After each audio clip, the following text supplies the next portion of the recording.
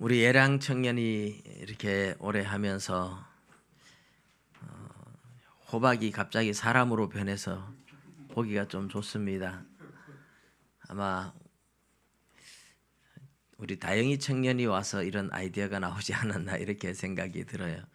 아주 예쁘게 어제 청년들 와서 열심히 예쁘게 만들었습니다. 열매들을 갖다 놓고 예배를 드린다고 해서 달라질 건 없지만 이렇게 다양한 열매들, 그죠? 이렇게 다양한 채소, 곡식 열매, 사람이 만들라고 해서 만들어질 수 있겠습니까?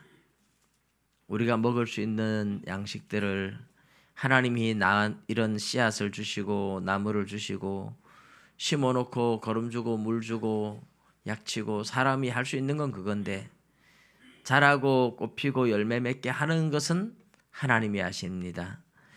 하나님이 하셔서 우리에게 풍성함을 주시니 이런 거 볼 때마다 신기하잖아요. 저는 열매들도 굉장히 좋아해요. 꽃도 좋아하지만 나무나 풀도 좋아하지만 열매들도 굉장히 좋아해요. 보면 볼수록 신기하거든요. 어떻게 이렇게 만들어질 수가 있을까? 하나님께서 사람을 만드시고 사람들이 마음껏 복을 누리며 먹고 마시고 살 수 있는 모든 것들을 풍성하게 준비해 놓은 증거죠. 어쨌든 이런 감사를 모르는 사람은 없어요. 농사를 짓고 나면 그 해에 농사를 거두고 나서 하나님 앞에 감사하고 또 하나님을 모르는 이방인들, 하나님을 모르는 사람들도 어느 나라든지 가을에 이 추수를 하고 난 후에 축제가 없는 데가 없어요. 우리는 미국의 전통을 따라 교회가 추수감사절을 이렇게 11월 셋째 주에 하고 있지만 원래로 말하면 추석이 우리나라의 추수감사절과 같은 거죠. 추석. 이 추석은 가을에 추수를 하고 잔치를 하는 거예요.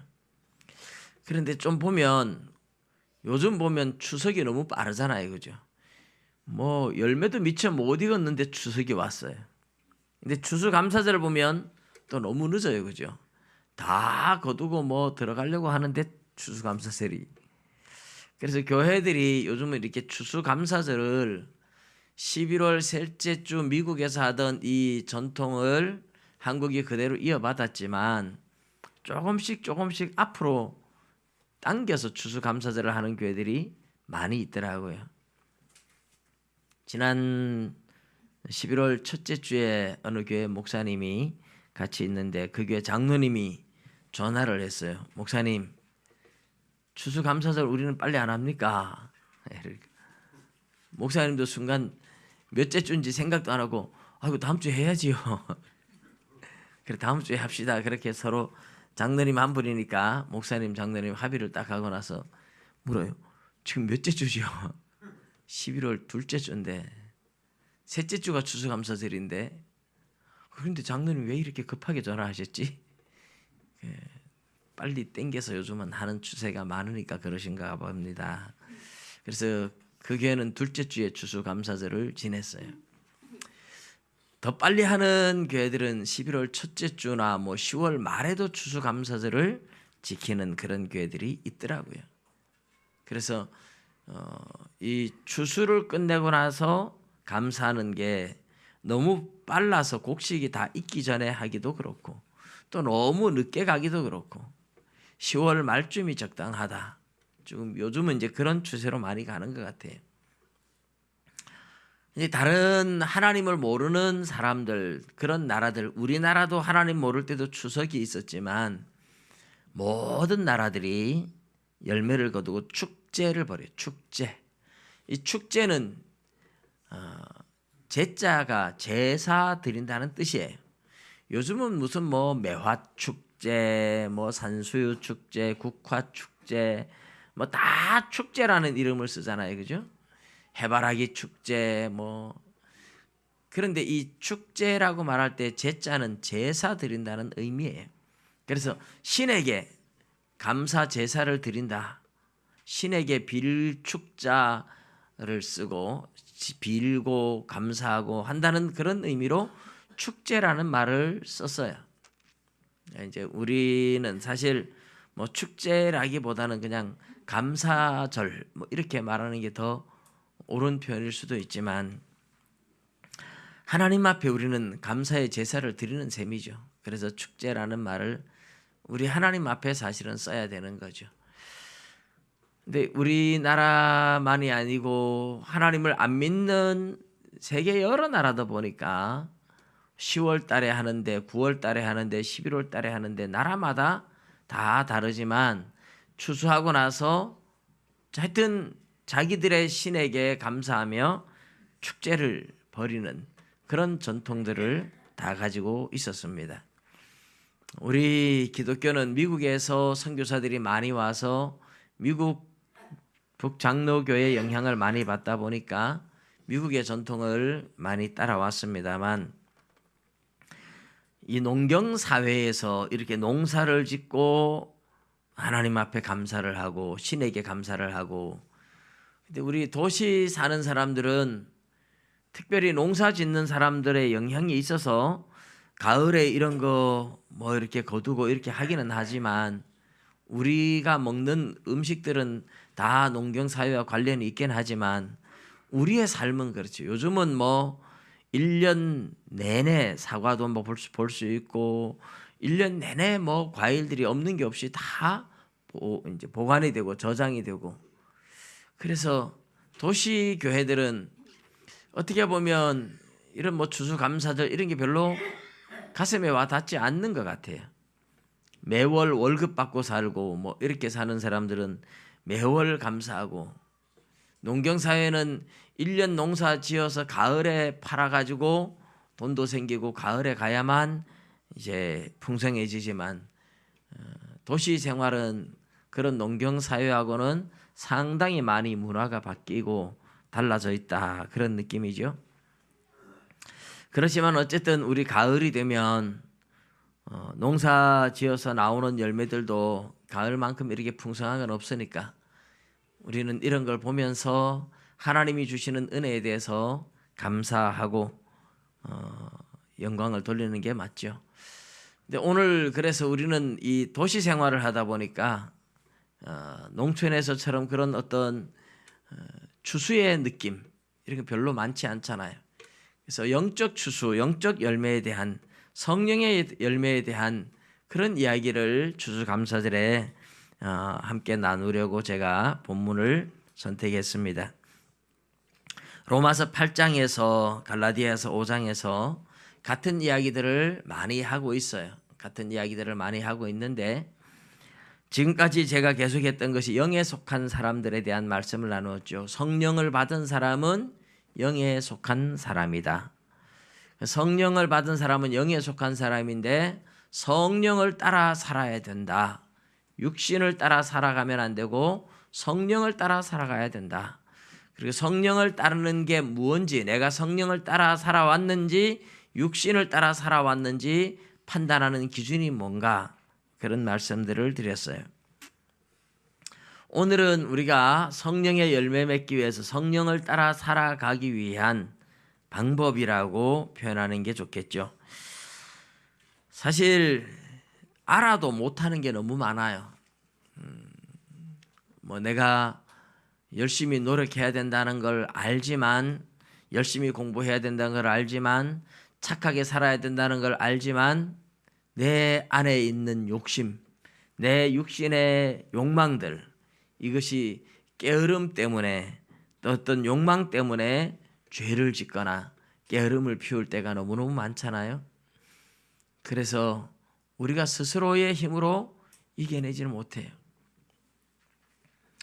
휴대폰을 쓰는 우리 학생이 한 달 요금이 뭐 얼마 전에도 한 60만 원인가 70만 원인가 그렇게 나온 학생이 있어요.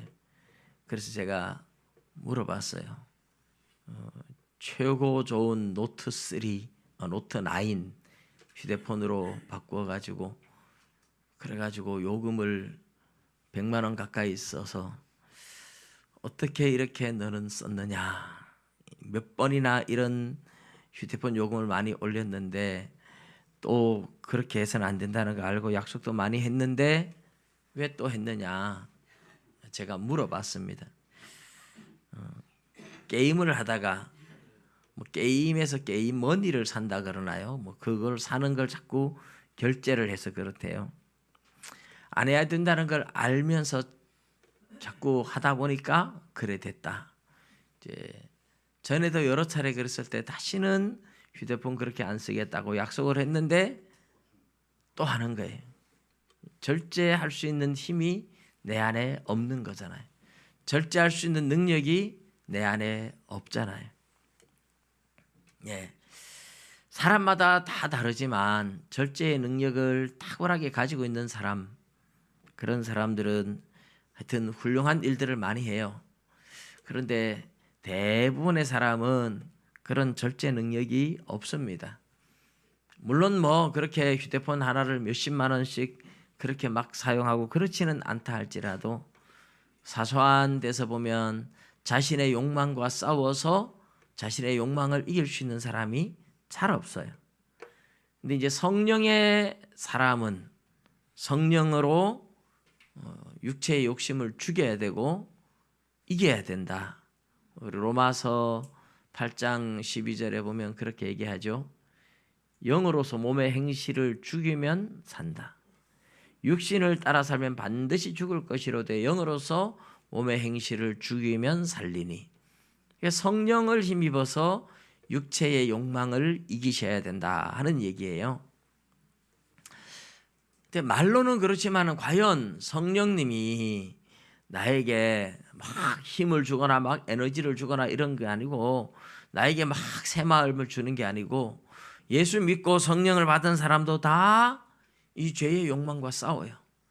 그렇기 때문에 바울 사도도 로마서 7장 24절인가요? 23절에 오호라 나는 공고한 사람이로다. 누가 나를 이 사망의 몸에서 건져내랴. 자기 자신 안에 속사람으로는 하나님의 법을 즐거워하고 겉사람으로는 죄의 법을 섬긴다고 하면서 내 안에 두 마음이 있어서 전쟁이 일어나는 거예요. 그래서 이것을 많이 힘들어하고 있는 바울 사도의 신앙 고백도 똑같은 그런 맥락에서 나오는 거죠. 그래서 성령을 따라 행하라. 성령을 따라 살아가라. 성령의 인도에 순종하는 것이고 하나님의 말씀에 순종하는 삶을 성령을 따라 행한다. 이런 건데 이제 성령을 따라 살아갈 수 있는 육신의 욕망을 이길 수 있는 방법. 이제 오늘 그 이야기를 함께 나누는 겁니다. 이게 쉽지를 않아요. 왜냐하면 우리 내면에서 우리 신앙생활 하는 사람들은 예수 믿는 사람은요. 그냥 뭐 사람들이 볼 땐 평범하게 살아가는 것 같지만 정말 제대로 예수님을 믿으려고 하면 우리 안에서 치열한 전쟁이 일어나요. 영적 전쟁이라고 말을 하는 겁니다. 내가 육신의 욕망대로 살아가고 싶은 이 마음과 하나님의 말씀대로 살아야 된다고 하는 하나님의 법을 따라 살아가야 된다고 하는 이 마음, 이 두 마음이 내 안에서 치열한 전쟁을 일으키고 있는 거죠. 사람마다 절제력이 좀 강한 사람들도 많죠. 그래서 어떤 사람들은 내가 한번 마음 먹으면 꾸준히 하는 사람들이 있어요. 꾸준히 하는 사람들은 뭘 해도 성공을 해요. 절제력이 없는 사람들은 참 어려워요. 소크라테스가 자기 제자들 쭉 불러놓고 이제 그 제자들한테 한 말이 그게 전부 다 손을 들어봐라. 손을 들었어요. 앞으로 내봐라. 앞으로 냈다. 다시 들여라. 들였다. 내려라. 내렸어요. 오늘부터 매일 한 번씩 이거 해라. 왜 하는지도 모르고 이유도 없고 그런데 제자들이 선생님이 하라 하니까 예 하겠습니다. 그래가지고 한 달쯤 있다가 소크라테스가 제자들한테 물었어요. 이거 한 번도 안 빠지고 지금까지 했는 사람 손 들어봐라. 그러니까 그 많은 제자들 중에 한 10분의 1만 하고 있어요. 다 하다가 까먹었습니다. 뭐 잊어버렸습니다. 안 하는 거예요. 그래, 알았다. 그 나머지 너희들은 계속해라. 1년 있다가 물었어요. 계속하고 있는 사람 손들어. 그런데 딱 한 사람이 손들었어요. 플라톤이 손을 들었어요. 플라톤에게 소크라테스가 너는 무엇을 해도 위대한 사람이 될 수 있다. 그래서 소크라테스의 가장 탁월한 제자가 플라톤이고 또 그 제자가 아리스토텔레스인데, 플라톤이 소크라테스가 예견한 대로 소크라테스의 제자 중에 가장 위대한 제자가 되었죠. 이데아론이라는 이론을 내면서 헬라 철학의 거목으로, 헬라 철학은 플라톤의 철학을 말하지 않고는 말할 수 없는 철학자가 되었습니다. 한 가지 시작하고서 꾸준히 한다는 거죠. 꾸준히. 그럼 공부를 해도 매일 공부를 규칙적으로 하면, 여러분 무슨 공부든지 하루에 1시간씩 1년을 가고 2년을 가고 3년을 하면 그 사람은 그 분야에 대해서 굉장히 도가 터질 거예요. 그런데 잘 못하잖아요. 저도 기타 열심히 쳐봐야지 해가지고 탁 치면 정말 열심히 칩니다. 3일까지는. 4일째부터는 귀찮아서 안 치고 까먹고 안 치고, 그러니까 평생 해도 기타 한번 못 배우는 거 하고, 뭐 영어 공부하는데 꾸준히 열심히 해봐야지. 영어 공부는 제가 조금 더 오래 가요. 5일까지는 해요. 6일부터는 안 해요. 그래서 저도 뭔가 제대로 되는 게 없더라고요. 절제력이 제가 참 없는 사람이에요. 성경은, 하나님의 말씀은 너무 좋으니까, 자꾸 보고 싶으니까 자꾸 보게 되고 은혜 받게 되고 그래야 되는데, 다른 거는 내 혼자 힘으로 해보려고 하니 안 돼요. 우리 사람은 그렇죠. 건강을 위해서 운동을 하는 사람도, 뭐 다이어트를 하는 사람도, 뭐 공부를 하는 사람도, 뭐든지 내가 마음 먹고 꾸준히만 한다면 다 성공을 이뤄낼 거예요. 그러나 한결같이 꾸준히 절제할 수 있는 능력들이 참 없잖아요. 그게 우리의 약점이고 인간의 죄성이에요. 우리 힘으로 할 수 없는 거죠. 특별히 육신의 욕망들을 이긴다는 거 너무너무 어려운 거죠. 그런데 그 마음, 내 안에 하나님이 주시는 마음은 죄에 대해서 절제하고 버리고 성령을 따라 살고 말씀을 따라 살아가라 하는데, 또 우리의 죄의 욕망은 계속 우리를 유혹하고 끌고 가니까, 그래서 우리 내면에서 치열한 영적 전쟁이 일어날 수밖에 없어요. 그래서 여러분, 성령을 받기 전에는 이런 전쟁이 없어요. 성령이 내 안에 없으면, 성령을 받기 전에는 내가 그냥 육신의 욕망대로 하고 싶은 대로 하는 거죠. 그러다가 이거는 내가 절제해야 되는데, 이건 너무한다, 안 해야 되는데, 이러면 또 안 하기도 하고 절제하기도 하지만, 또 한다고 해서 그렇게 뭐 죄책감을 느끼지도 않고, 그래서 성령을 받기 전에는 내 안에서 아무런 전쟁이 없어요. 그러나 성령을 받고 나면 우리 안에서, 내면에서 마음의 영적 전쟁이 일어나는 겁니다. 그래서 이 세상이 전쟁터가 아니라 우리 내면의 전쟁터가 돼요. 물론 세상에 유혹이 있지만, 세상의 유혹이 아무리 일어나도 우리 내면에서 그 유혹을 전혀 받지 않는다면 유혹에 끌려갈 이유가 없죠. 벌과 나비가 뭐 꽃의 냄새를 보고 찾아가지만, 벌과 나비가 아닌 다른 어떤 것들은 뭐 꽃의 냄새를 보고 쫓아가질 않거든요. 유혹을 받는 것이 자기 내면에 있어요. 내면에, 사람의 내면에. 그런데 이 내면에서 일어나는 전쟁을 이기는 방법, 어떻게 우리가 우리 육신의 욕망과 싸워야 하느냐 하는 것을 오늘 한 3가지만 나누려고 합니다. 첫 번째로는 우리 의지를 사용한다는 거예요. 우리 의지. 오늘 본문에 너희는 성령을 따라 행하라. 그리하면 육체의 욕심을 이루지 아니하리라. 이렇게 말을 하죠. 성령의 열매 맺기 위해서 성령을 따라 살아가라. 이것이 이제 우리의 의지를 사용하는 거죠. 그냥 나는 하나님이 해 주시겠지 하고 막연히 있는 게 아니고 내가 스스로 마음을 쓰고 애쓰고 노력해서 우리의 의지를 사용해서 결단해야 됩니다. 어떤 결단을 했다가 한 3일 잘 하다가 또 흐지부지 되면 포기하지 말고 다시 또 결단하는 거예요. 3일마다 결단을 새로 하는 거죠. 그러면 뭐 작심 3일이라도 괜찮아요. 3일마다 결단을 계속하면 되잖아요. 그렇게 결단하는 게 본인의 의지로 이제 하는 거죠. 물론 하나님이 주신 마음, 성령이 주신 마음이 있어서 그것조차도 가능하다고 말할 수는 있습니다만은 어쨌든 하나님은 우리의 의지를 사용하라 그렇게 말씀하고 있는 거예요. 성령을 따라 행하라. 열심을 내라. 부지런하여 게으르지 말고 열심을 품고 주님을 섬겨라. 이런 말씀들은 우리의 마음, 우리의 의지를 사용해서 힘을 내라고 격려해 주시는 말씀이에요. 그래서 어쨌든 우리는 죄와 싸우기 위해서 몸부림치는 노력들이 있어야 됩니다. 죄와 싸우고 하나님의 말씀에 순종하기 위해서 경건하게 살기 위해서 기도 시간을 정해놓고 성경 읽는 시간을 정해놓고 우리 나름대로 열심히 우리 내면의 죄성과 싸우는 노력들. 본인이 노력하지 않는 사람은 하나님도 도와줄 수 없다 이런 얘기가 있어요.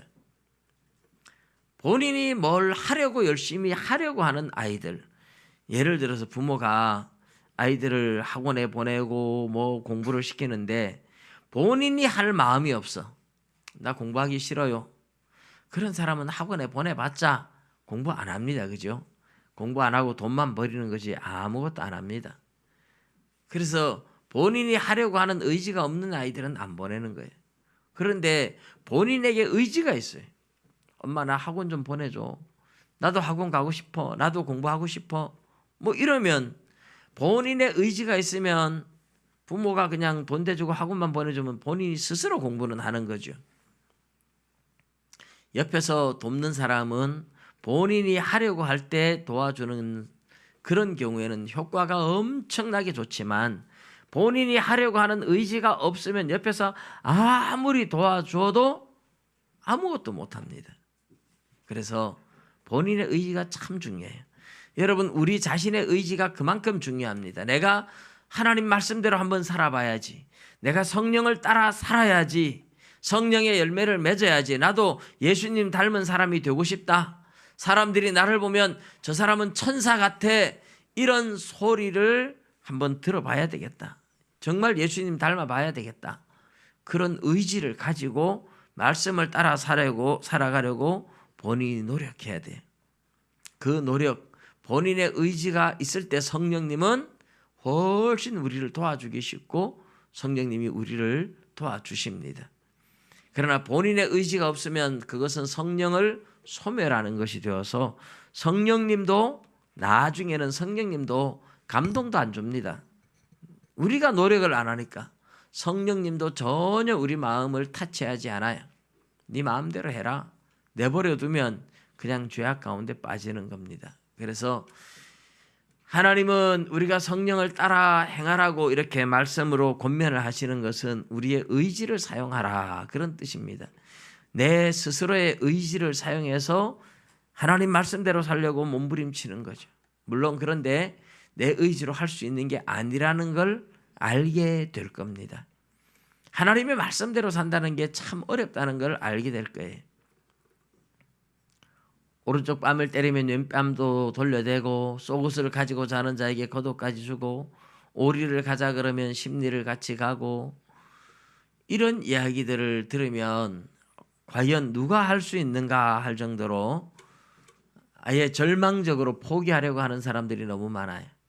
그런데 이제 우리의 의지를 사용해서 노력하면서 우리가 깨닫는 것은 역시 내 힘으로는 안 되는구나. 역시 나는 죄인이구나. 이거 깨달아요. 내 힘으로 안 되는구나. 나는 죄인이구나. 내 힘으로 내 노력으로 아무리 해도 내가 할 수 없구나. 이것을 깨닫죠. 그래서 두 번째로 우리가 해야 할 것이 이제 기도입니다. 기도. 내 의지를 사용하지만 내 의지만 가지고서 내 결단과 의지와 노력으로만 될 수 있는 게 절대로 아니라는 것을 알기 때문에 하나님은 구하라, 찾으라, 두드리라 그렇게 이야기를 해요. 마태복음 7장 7절에서 12절에 나오는 말씀처럼 구하는 자가 얻을 것이고 두드리는 자에게 열릴 것이고 찾는 자가 찾아낼 겁니다.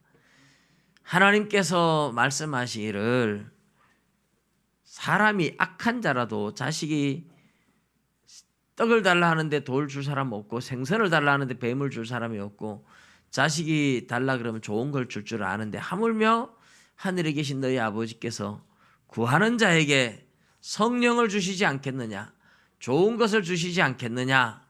마태복음에서는 좋은 것 이렇지만 누가복음에서는 이제 성령이에요. 그 성령을 주셔서 성령의 힘으로 우리의 육신의 욕망을 이길 수 있게 하나님이 도와주신다는 뜻입니다. 그래서 우리가 죄와 싸우려는 의지가 없는 사람들은 기도조차도 안 하죠. 뭐 이렇게 살아도 아무 이상이 없는데, 이렇게 살아도 뭐 부족함이 없는데 그냥 그렇게 살아가요. 그러나 죄와 싸우려고 의지를 가지는 순간 죄와 싸우고 말씀대로 살려고 몸부림치면서 내 힘으로 안 된다는 걸 아니까 하나님 앞에 구하고 찾고 두드리고 기도하게 되는 거죠. 그러면 이제 하나님이 그런 사람들을 도와줘요. 그래서 성령 충만함을 입고 하나님의 말씀대로 살면서 죄와 싸워서 이기기 시작해요. 그런데 이것만 가지고도 부족하고 죄와 싸워서 이기고 하나님 말씀대로 살려고 하는 우리 의지, 그리고 내 힘으로 안 된다는 것을 알고 하나님 앞에 간절히 구하고 찾고 두드리고, 그래서 매일매일 아침 저녁으로 하나님 앞에 기도하면서 자신을 반성하고 또 하나님 앞에 회개하고 그렇게 하는 사람들이 훨씬 죄와 잘 싸우고 이기고 승리를 합니다.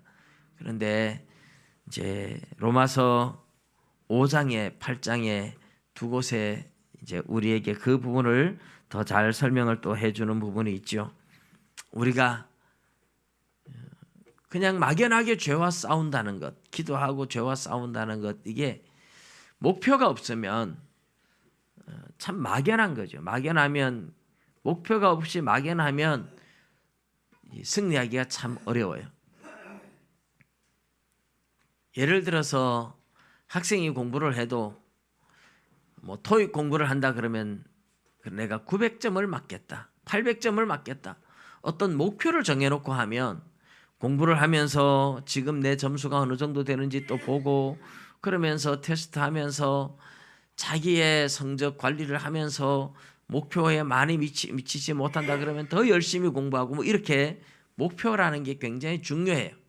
어떤 목적이 있어야, 우리가 차를 몰고 여행을 간다 이러는데, 예를 들어서 내가 차를 몰고 가는데 오늘은 내가 목포로 가야지, 이렇게 나가면 목포로 가는 길이 어디로 가는지 이쪽 길 저쪽 길 다 찾아보고 그 목표점을 향해서 내비게이션을 찍어가지고 그냥 거침없이 달려갑니다. 그런데 집에서 답답하다가 밖에서 바람 좀 쐬고 멀리 좀 여행 좀 다녀와야지. 근데 막연하게 어떤 목표점을 정하지 않고 나왔다고 생각해요. 그러면 차를 몰고 쭉 가면서 부산으로 갈까, 강원도로 갈까, 전라도로 갈까, 서울로 갈까. 이제 고속도로 톨게이트는 다 나가는데 자기는 아직 목표를 안 정했다 그러면 이게 되게 망설여지고 달리지를 못하겠죠. 목적지가 없는 사람은 그래서 가면서 생각하기 위해서 차를 세워놓고 뭐 기다려야 돼요. 빨리 달리지 못한다는 말입니다. 목표가 없고 목적지가 없는 것, 그게 굉장히 중요한 거죠. 근데 우리에게 하나님께서 주신 소망이 있어요. 천국으로 가는 소망. 그래서 로마서 8장에 보면 우리가 소망으로 말미암아 구원을 얻었다 이렇게 이야기를 합니다. 로마서 8장 24절에 보면 우리가 소망으로 구원을 얻었음에 보이는 소망이 소망이 아니니 보는 것을 누가 바라리요. 보이는 것이 아니다. 이 말은 이 세상에 없는 천국을 우리의 소망으로 삼았다는 뜻입니다. 보이는 것, 이 세상에 어떤 보이는 걸 소망으로 삼았으면 그냥 가면 되고 쟁취하면 되지만 보이는 것이 소망이 아니고 보지 못하는 것, 천국을 소망으로 삼았다는 거죠. 그러니까 고난이 와도 참고 기다린다는 거죠. 로마서 5장에서도 소망이 5장 5절에 보면 소망이 우리를 부끄럽게 하지 아니함은 우리에게 주신 성령으로 말미암아 하나님의 사랑이 우리 마음에 부은 바 됨이니 소망이 우리를 부끄럽게 하지 않는다. 우리가 천국 들어갈 소망을 가지고 있는데 그 소망이 우리를 부끄럽게 하지 않고 우리를 구원하는 목적지가 된다. 그런 얘기죠. 그래서 하나님의 사랑이 성령으로 말미암아 우리 마음에 부어졌기 때문에 천국 소망을 가지고 기쁨으로 살아가지 그게 막연하고 헛된 소망이 아니라는 거예요. 그래서 소망이 우리를 부끄럽게 하지 않는다는 거예요. 여러분, 우리가 고난을 이길 수 있는, 고난을 견딜 수 있는 더 큰 힘을 얻는 비결이 바로 천국에 대한 소망입니다. 근데 예수 믿는 사람들 천국에 대한 소망이 있느냐 물어보면 다 천국에 대한 소망이 대체로 있다고 말을 해요.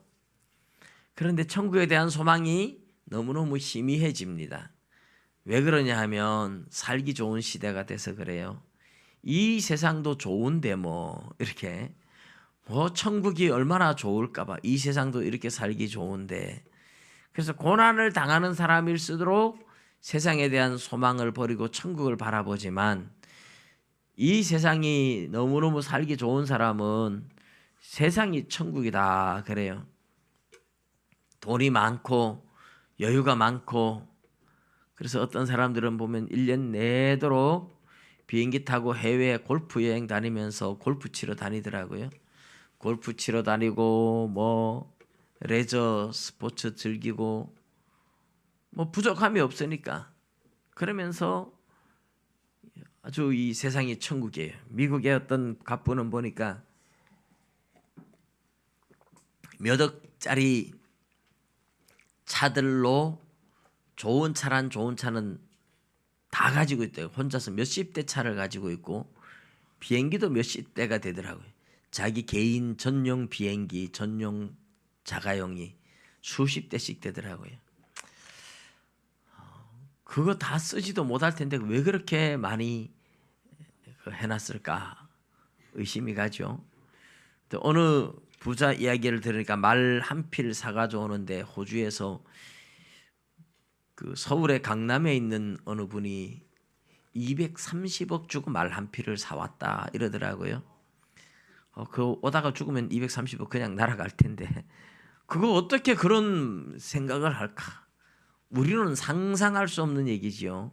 근데 그 사람들은 230억 이거는 애들 껌값이라는 뜻이죠. 아무것도 아니라는 뜻이죠. 예, 그런 사람들한테 천국 소망이 제대로 있을까 의심이 가요. 그런데 우리 일제시대 때 너무너무 고생하고 6.25 전쟁으로 고생하고 이런 사람들은요. 이 세상에 좋은 게 없으니까 천국 소망이 꽉 찼어요. 손양원 목사님의 노래 같은 거 보면 그렇잖아요. 낮에나 밤에나 눈물 머금고 내 주님 오시기만 고대합니다. 이 참 슬픈 노래죠. 세상에는 좋은 게 없으니까 낮에나 밤에나 눈물 머금고 이 세상에 소망이 없으니까 천국 소망을 가지는 거죠. 먼 하늘 이상한 구름만 떠도 행여나 내 주님 오시는가 해. 이제 옛날 이런 찬송들 들으면 눈물 나요. 이게 천국 소망 때문에 눈물 나는 게 아니라 그분들이 얼마나 힘들게 살았는가, 얼마나 얼마나 아프게 살았는가, 그 흔적들이 가슴에 와닿잖아요. 우리나라의 노래들이 그래서 한이 맺혀 있는 노래들이 참 많죠. 그런데 그렇게 힘들게 살 때는 세상에 소망을 안 둬요. 천국 소망을 둬요. 그런데 너무 살기 좋으니까 천국 소망이 자꾸 희미해져 가고, 천국 소망이 희미해져 가니까 죄와 싸우려고 노력도 안 하고, 그러니까 기도도 안 하고, 지금 우리 시대가 그래서 총체적인 위기예요. 여러분, 우리 성도는 돈이 아무리 많아도 사치하고 살면 안 된다고 생각해요. 그러면 내가 천국 소망을 잃어버려요. 내가 천국 소망을 잃어버리면 큰일 납니다. 그래서 내가 돈이 많고 잘 살고 이래도 그걸 내가 다 누리며 그렇게 사는 게 아니고, 어려운 이웃들을 찾아가서 친구 삼아야 됩니다. 어려운 이웃들을 찾아가서 그 사람들이 아파하는 것을 같이 아파하고, 그 사람들의 눈물을 흘릴 때 같이 눈물 흘리며 내가 힘이 되어주고 도와주고 하면서 그 아픈 세상을 내가 친구가 되어서 같이 경험하면서 그렇게 살아갈 때 천국 소망이 우리에게서 끊어지지 않습니다. 그래서 예수님은 양과 염소 비유를 통해서 양들처럼 어려운 이웃을 도와준 사람들을 양으로 비유하고, 내 아버지께 복받은 자들아, 그래서 천국에 들어가자 그러죠. 염소같이 자기밖에 모르고 이렇게 산 사람들, 이웃을 도와주지 않은 사람들을 저주받은 자들아, 마귀와 그의 사자들을 위하여 예비한 영영한 지옥불에 들어가라, 이렇게 마태복음 25장에 말씀을 합니다. 왜 그러느냐 하면, 그 사람들 이웃을 돌아보지 않은 것, 그것을 주님은 주님을 돌아보지 않은 것으로 비유를 하셨는데, 이웃을 돌아볼 여유가 없어서 가난해서 그렇지 않아요. 자기만을 위해서 살다 보니까, 이 세상에서 자기만을 위해서 천국처럼 누리고 살다 보니까 이웃을 돌아볼 겨를이 없었어요. 천국 소망이 사라진 사람들이죠. 여러분, 가난하다고 가난한 이웃을 못 돌아보는 건 아니에요. 나보다 더 어려운 형편에 있는 사람, 어쩌면 나와 같은 형편에 있는 사람이라도 찾아가서 같이 그 사람의 아픔을 들어주는 것만으로도 그 사람은 그 아픔의 마음이 치유가 됩니다. 같이 공감해주고 같이 눈물 흘려주고 같이 기도하고 서로가 서로에게 힘이 되어줘요. 그래서 성도는 교회 와서만 신앙생활하는 게 절대로 아닙니다. 교회 와서 하나님 앞에 예배드리는 것으로 신앙생활이 끝나는 게 아닙니다. 교회 와서 예배드리고 세상에 나가면 내 이웃에 멀리 있는 사람, 모르는 사람 찾아가라고 말하는 거 아니에요. 뭐 월드비전이나 기아대책기구나 이런 데 찾아가가지고 초록우산에 이런 데 찾아가서 어려운 사람 막 찾아달라 그러고 그럴 필요도 없고, 그냥 내가 사는 지역에서 내 눈앞에 어려운 사람이 보이면 하나님께서 저 사람을 위로하라고 내 옆에 갖다 두었구나, 그렇게 생각하시면 돼요. 그래서 내 옆에 어려운 이웃이 보이면 하나님이 저 사람 나보고 위로해 주라고 내 앞에 보이게 했구나, 찾아가서 위로해 주고 격려해 주고 기도해 주고 손잡아 주고 그렇게 친구가 되어 주는 겁니다. 어떤 사람들은 천국같이 누리며 살아가지만 모든 사람들이 행복한 명절 같은 때, 없는 사람, 가난한 사람, 외로운 사람들은 그 명절이 더 외로운 날이 되죠. 왜냐하면 모든 사람들을 막 좋다고 할 때 찾아온 사람 하나도 없고 혼자 쓸쓸하게 지내려면 더 마음이 쓰리고 더 아플 수가 있습니다.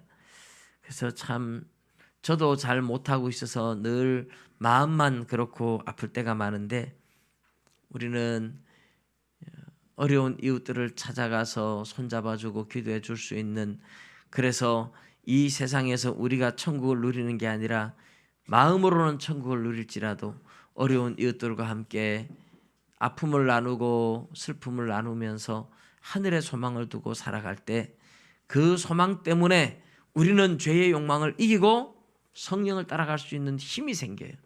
어려운 이웃을 도와주면서 그렇게 내가 아픔을 함께 나눌 때 내 안에 계신 성령님께서 굉장히 기뻐하면서 나에게 죄를 이길 수 있는 힘을 팍팍 불어넣어 주십니다.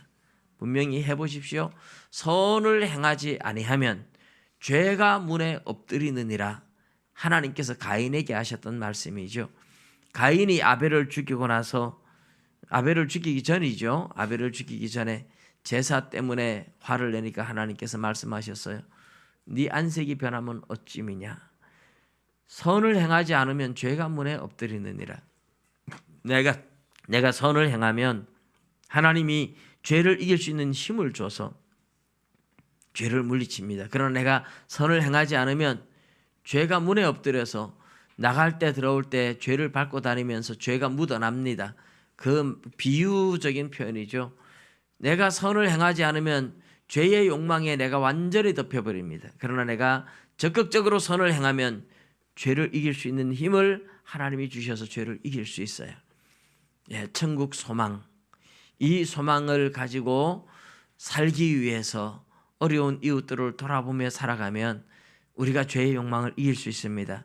우리의 의지를 사용하고 우리의 결단을 사용하고 또 우리 힘으로 안 되기 때문에 기도하고 더 나아가서 천국 소망을 확실히 가지기 위해서 어려운 이웃들을 찾아보고 손잡아주고 선을 베풀면서 천국 소망을 가지면 죄에 대한 욕망들을 이길 수 있고 우리가 성령의 열매 맺는 아름다운 삶이 될 줄 믿습니다.